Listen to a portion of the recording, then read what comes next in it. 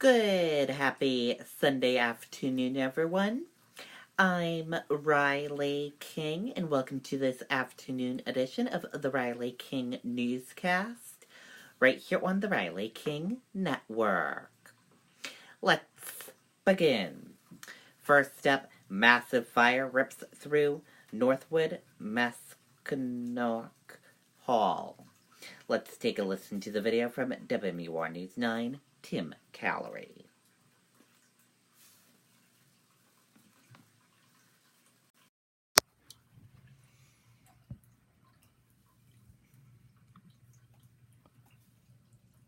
Do you need a new roof but think you can't afford it? Our average customer pays $7,500 for a total roof replacement, and we have finance plans with payment options under $150 per month. Call today. Century Roofing, we've got you covered. As you can see, a massive fire in the town of Northwood created a difficult night for firefighters. Help from surrounding towns came in for the multi-alarm blaze. WMUR's Tim Callery is in Northwood with a closer look at the damage left behind. Well, several departments were called to this scene. It was an intense battle for firefighters. Raging flames lighting up the night sky over Northwood as a fast-moving fire consumes the Masonic Hall on Rochester Road. They were huge. The flames were so tall. I've never seen a bigger fire in my life. They were pretty high in the sky there. It was the most intense I've seen. The 911 calls coming in just before 9:30 Saturday night. The back of the building was well involved when we got here. The fire had already taken hold of the building, was in the attic. A lack of hydrants in town allowing the fire to grow, making for a difficult battle for firefighters as they work to control the stubborn flames. We have several pumpers set in at ponds and lakes trying to draft. But we have a number of tankers, and we're putting in what's called a porta tank and then pumping it onto the fire. Northwood quickly striking multiple alarms, bringing in departments from several surrounding towns. Thank you to all our mutual aid partners. This is a team sport, and we got a lot of help from a lot of outside agencies. One firefighter was treated for heat exhaustion. No other injuries were reported. The building was not occupied at the time of the fire. However, it is used periodically. An open house was planned for next month. It's pretty sad, and in town is a beautiful old building inside. The cause of the fire is still under investigation. The state fire marshal's office will process this scene to try and figure out just what exactly happened here. Reporting in Northwood, I'm Tim Callery, WMUR News 9. Okay, and there you go on that video and that report.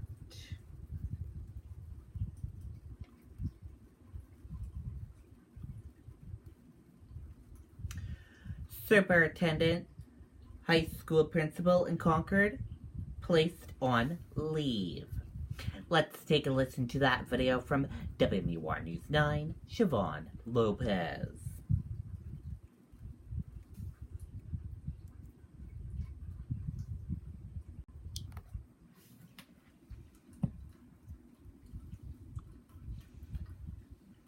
Do you need a new roof but think you can't afford it? Our average customer pays $7,500 for a total roof replacement, and we have finance plans with payment options under $150 per month. Call today. Century Roofing, we've got you covered. Friday evening, the Concord School Board announced it had placed Superintendent Terry Forston and Concord High Principal Tom Sicca on paid administrative leave. Sicca has been on voluntary leave since June. I feel like it's the right thing to do, and I really want to thank the school board. I'm really thankful for all the work that they've done. Earlier this month, parents rallied and Darlene Gildersleeve submitted a petition signed by 2,800 parents calling for the pair to step down. It comes after former special education teacher Primo Howie Leung was charged with sexually assaulting a student off school property 4 years after a different student was suspended for bringing concerns about Leung to school leaders. Her suspension was ultimately removed from her record. The next step is I really would like to call on the acting superintendent, Donna Pally, and the school board to hire a compliance officer who is independent just like St. Paul School has done with great success.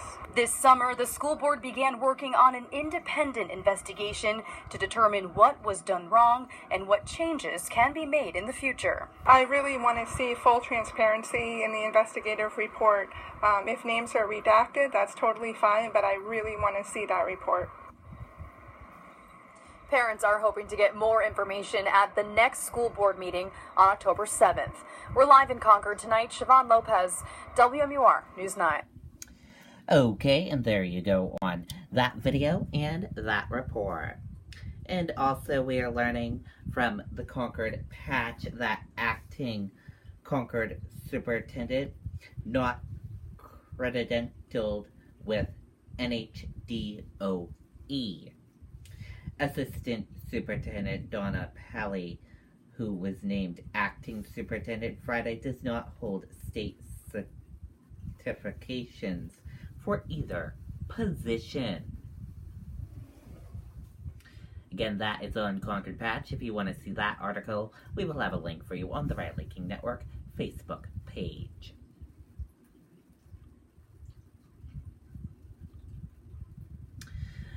Spaulding Turnpike upgrade rolling with new roundabout. Take a look at this photo. Look at this photo you will see when you get on to the Spaulding Turnpike now, a roundabout.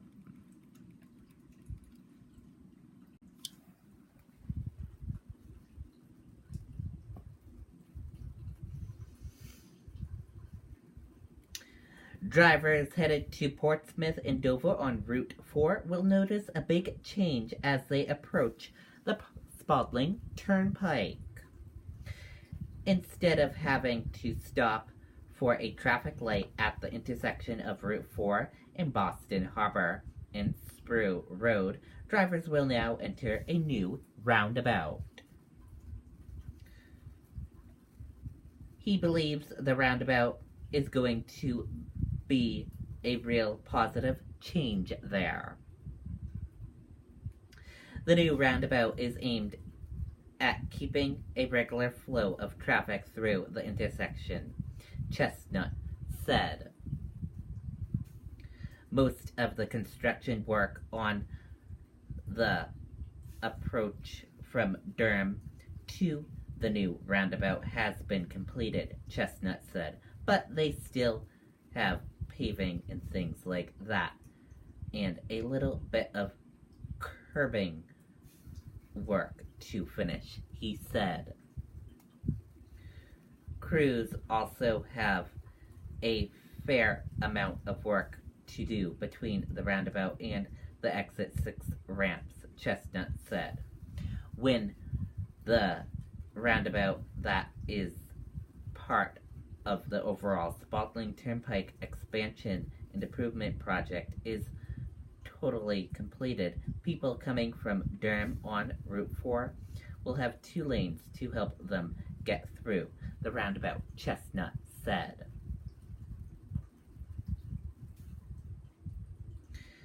Commuters could still see some backups in the roundabout as drivers tried to navigate what he described as a challenging merge onto the Spaulding Turnpike southbound.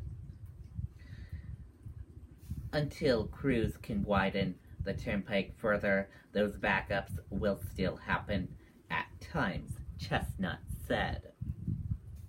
The widening work won't take place until the summer of 2020, he said. The overall Spaulding Turnpike project, estimated at a cost of $28.4 million, is expected to essentially complete next fall. However, the widened Little Bay Bridge will remain at 3 lanes for automobiles instead of a planned 4 until the Sullivan Bridge bicyclist and pedestrian is completed, which DOT Chief Engineer Keith Cope has said and anticipated to be completed by 2022. Currently, one of the northbound lanes on the expanded bridge is being used for the bike/pedestrian bridge, with the permanent closure of the Jen Sullivan Bridge. One of the new southbound lanes is being reserved for work related to the expected replacement of the rotten Jen Sullivan span. Video shows violent confrontation between drivers in middle of rush hour traffic. Let's take a listen to that video from ABC News.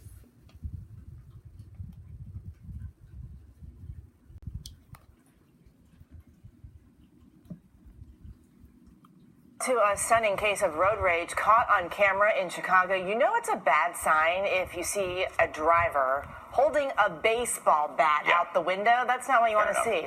ABC's Zachary Keish is here with more on this story. Good morning to you, Zachary. Eva, good morning to you as well. Never good to see a baseball bat out there on the road. Police are using this video as part of their investigation. An example of what not to do when you get upset behind the wheel. A classic case of road rage in Chicago. It happened on I-57 Thursday morning during the rush hour commute. Watch as the driver in the black car appears to cut into traffic while apparently dangling a baseball bat out the window. Once in the lane, the driver jumps out and takes a swing at the hood of the gray car behind her. That's when the passenger of the gray car gets out and confronts the woman. Cell phone video catches the two women exchanging punches. Then the driver of that car gets involved herself. The video ends showing her with the bat. Police say the video is key to their investigation and effort to track down all three women. According to AAA, nearly 80% of drivers express aggressive behavior behind the wheel at least once throughout the year. On the Massachusetts Turnpike earlier this year, a man clinging to the hood of another man's car. Police saying at the time the two got into a minor accident that led to an argument. It then escalated when one man went to leave and the other stepped in his way. Somebody on the Highway 95 has a guy on top of the car. Driving like this for almost 3 miles. Third man pointing a gun at the driver to get him out of the driver's seat just as officers arrive. Now, both men in that incident were charged and have pleaded not guilty, guys. Not a new update. Yeah. There's something about being in a car that Yes, absolutely. Revs them up a little bit, man. It does. Absolutely. You don't act that way when you're walking down the street. Well, I do. It's true. Fair enough. Yeah, Dan's a raging walker. Yeah, watch out, New York. All right, thank you, Keish. Okay, and there you go on that video and that report. And that does it for this afternoon edition of the Riley King Newscast, right here on the Riley King Network. I hope you all have a great rest of your Sunday afternoon. I'll see you back here later on today for another newscast. And I'll have a news report coming up in a little bit. Goodbye, everyone.